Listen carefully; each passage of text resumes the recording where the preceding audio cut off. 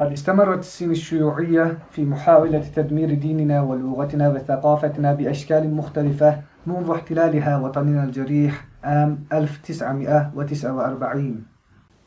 على الرغم من أن الهجمات على ديننا كانت واضحة منذ البداية، إلا أن الهجمات على لغتنا وثقافتنا كانت أكثر وضوحا في السنوات الأخيرة. في الوقت الحاضر يتعرض دينا جميع القومية العرقية ولغاتها وثقافتها في تركستان الشرقية بالإبادة الجماعية والانتهاك بشكل علني.